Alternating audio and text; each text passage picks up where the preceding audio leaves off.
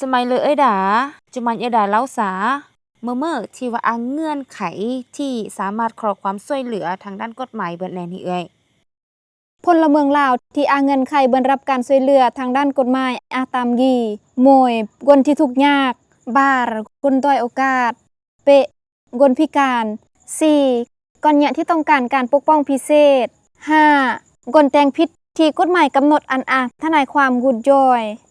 6จุมกึนและคนที่ถูกเคราะห์ร้ายจากการใช้ความรุนแรง7คนที่ถูกเคราะห์ร้ายจากการฆ่ามนุษย์แสดงว่าคนที่ว่าตกยัดดะโมยดะเงื่อนไขที่ว่าเรากลาดกันนี่สามารถเบิ่นรับการช่วยเหลือทางด้านกฎหมายเบิ่นเนาะโดยปิดค่าเลยบ่เมื่อแล้วเพราะว่าการช่วยเหลือทางด้านกฎหมายที่กำลังลดเยอะขึ้นนี้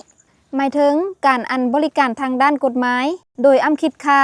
แก่คนที่เงินไขตามที่เบิ่นเล่ากลาดดะยงนี้โดยผ่านการจะตั้งการช่วยเหลือทางด้านกฎหมายแฮมครอมายตำบ่ในเราลดเรื่องของการขอความช่วยเหลือทางด้านกฎหมายจุนึงแล้วซาการช่วยเหลือทางด้านกฎหมายนี่นำประเภทนี้การช่วยเหลือทางด้านกฎหมายประกอบ4ประเภทโมยการสนองข้อมูลข่าวสารบาร์การคำปรึกษาทางด้านกฎหมายเปะการช่วยเหลือด้านการห่างเอกสารการเมืองกลตั้งหน้าด้านการดำเนินคดีแล้วบัดดีถ้าสมมุติว่ากรณีประชาชนเนาะต้องการขอความช่วยเหลือทางด้านกฎหมายก็จะต้องการเสนอแบบกะเมอแล้วก็จะต้องยอเสนอบรมเมอนี่สำหรับวิธีการขอความช่วยเหลือทางด้านกฎหมายเมื่อสามารถยื่นคำร้องขอด้วยลอเดผ่านกลตั้งหน้าครอบครัวหรือญาติพี่น้องการเสนอโดยองค์การจัดตั้งของกรุงโรงเรียนโรงหมอหรือองค์การจัดตั้งกระบังคนที่ยื่นคำร้องขอสามารถติดต่อผู้พันทางโทรศัพท์หรือเครื่องมือสื่อสารกระบังและวิธีการกระบังแล้วจะต้องเบิ่นติดต่อพวกพันบรอมเมื่อนี่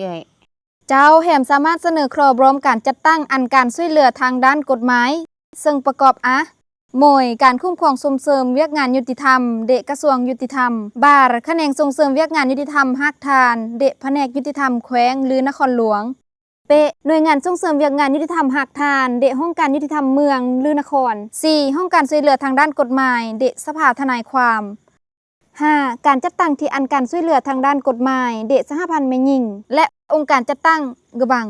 ถือว่าเมื่อข้อมูลที่เลยยิมทานถ้าว่าทันก็เมื่อทีมยังจะตอนกีแล้วน้องเรามาคอมเมนต์อยู่ระเบือน